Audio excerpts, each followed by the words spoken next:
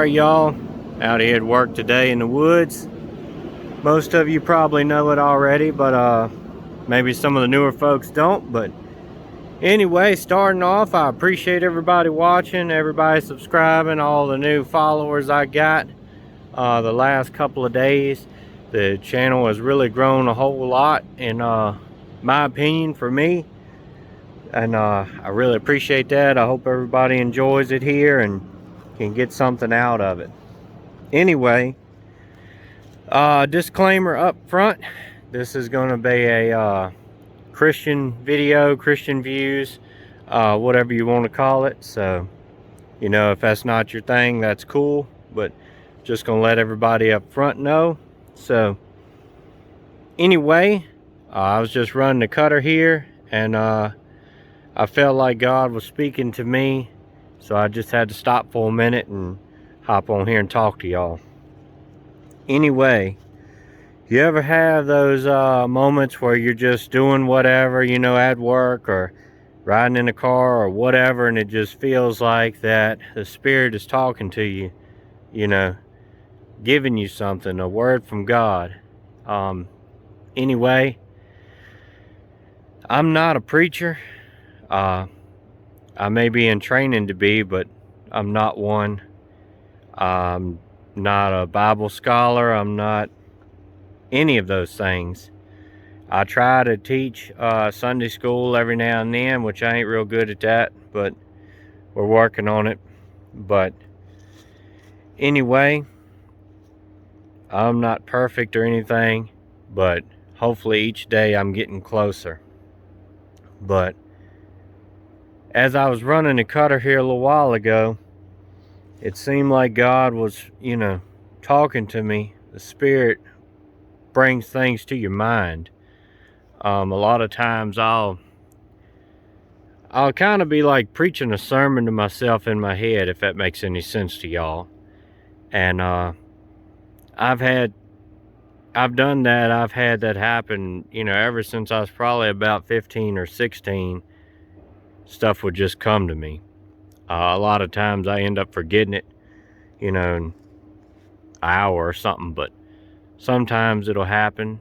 But now I try to grab a camera or something where, you know, I can remember it and go back and watch it and things. But anyway, I'm bad about rambling. Y'all probably know that by now. But anyway, a lot of people think that Christians are weak, and a lot of them are. A lot of them just roll over at any sign of conflict or any controversy or anything like that.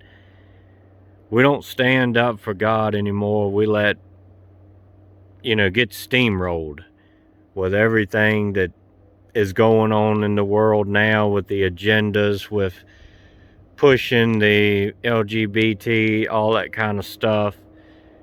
Everything that goes against God's principles, we sit back and let it happen. It all happens in the schools. They take God out. They take God out of the government, out of anything public, and all of that. And I get the argument. I understand it completely, that it doesn't have to be in schools and government and all that kind of stuff, because it starts at home. And yes, it does. But at the same time, if you have the country throw away all of God's laws and morals, the country is going to be punished for it. Look at Israel. They were to be God's chosen people, a Christian, well, not Christian then, but anyway, a godly nation. And every time they turned away as a whole society to the pagans, Israel was punished for it. They went into exile, they went into slavery, they went into things like that. This country was founded on the morals, and we're still supposed to be on the morals, whether we claim to be a Christian nation or not. Murder is a crime. God said it was a crime. And lying, false witness, you know, that's a crime. You lie to the government, they'll lock you up. They see it as a crime.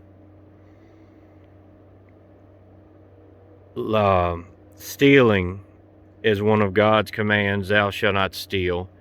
That is a crime. So, but they want to throw God away from it. But anyway, basically, here's the part that I was getting out of it. A lot of people say that the Christians are weak and that the Christians look at us like they can steamroll us because we're supposed to be lambs like Jesus. Jesus is the Lamb of God. He came the first time as a lamb. The second time, he will not be a gentle lamb. The next time, he is coming back as a lion. He is coming back to conquer. He is coming back to slay evil. It says in Revelation at the battle that he will slay them with the word of his mouth like a two-edged sword. Not the gentle, turn the other cheek, take a beating, and all of that. Alright, so the skitter's coming back, and I wanted to hop in here so maybe you could keep hearing me. But we're called to be like Jesus. We're called to be gentle and easygoing for the most part. But when it comes time to take a stand for what's right, we're not called to be gentle. Look at the warriors of the Old Testament. Look at some of the New Testament. We are called to be warriors for the gospel. We're supposed to boldly proclaim it. If we wasn't doing battle, and I don't mean physical, we have a lot of spiritual battles. We have a spiritual enemy. Lots of battles are fought in the spirit realm. But if we were not called to be warriors, why is there so much warrior language in the Bible? Paul tells us to put on the whole armor of Christ. Armor is a part of battle. The sword of truth, I believe is what it is. We learned each piece one time, and we used to say it all in Sunday school, but I've kind of forgot some of it now. But I think it's the sword of truth, or the sword of the Spirit, but I think it's sword of truth. But it is warrior style language.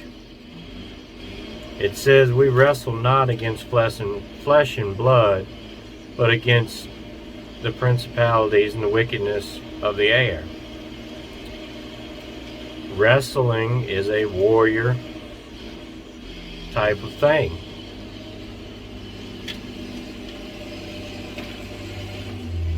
So don't roll over, don't cower down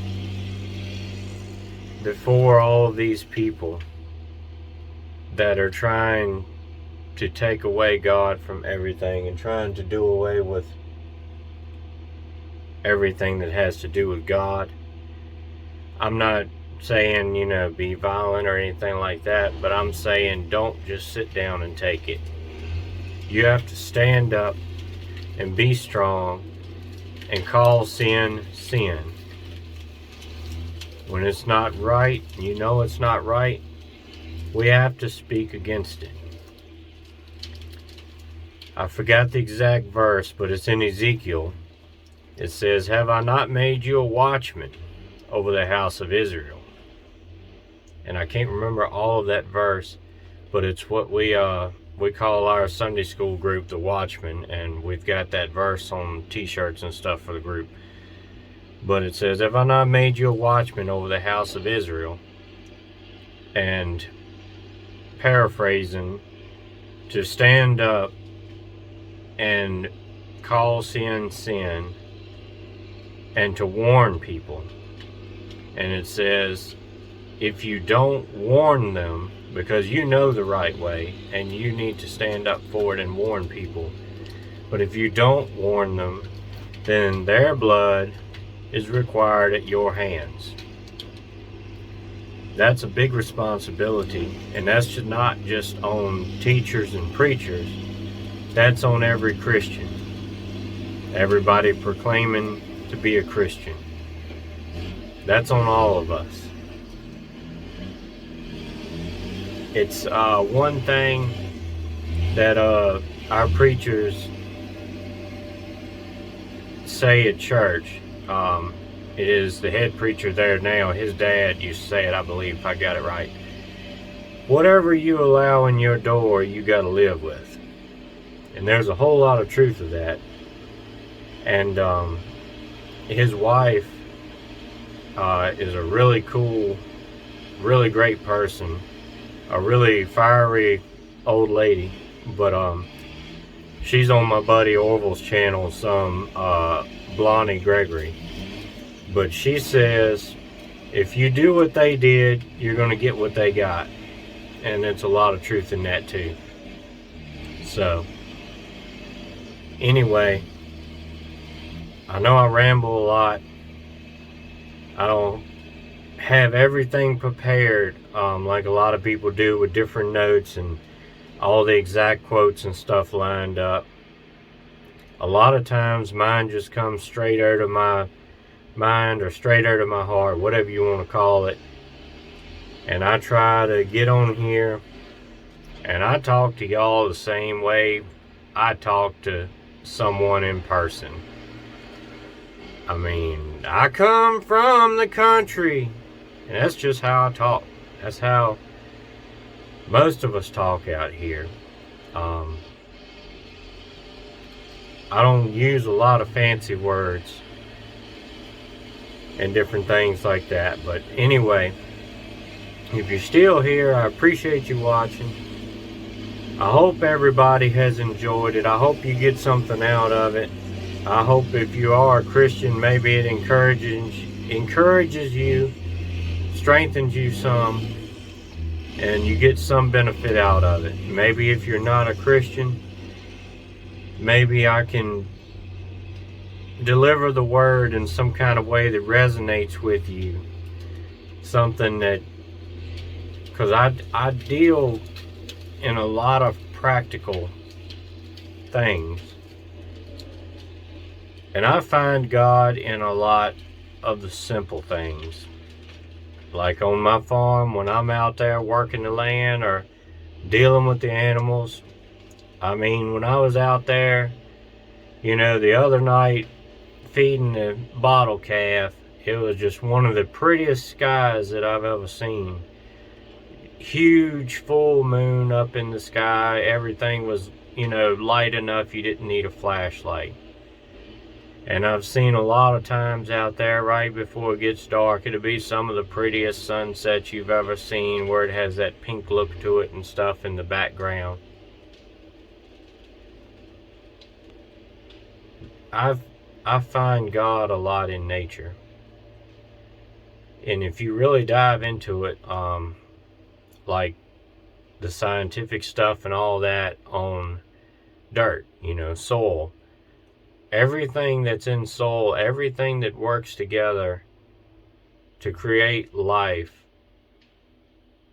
it's amazing. It didn't just happen. It's by design. But anyway, I guess I've rambled on far enough on this. I hope you enjoyed it. I hope you get something out of it. I appreciate everybody watching and subscribing and sharing the videos and doing all that stuff. I really enjoy talking and meeting with new people here and having a bigger outreach. So with that, stay prayed up, prepped up, and strapped up. See ya.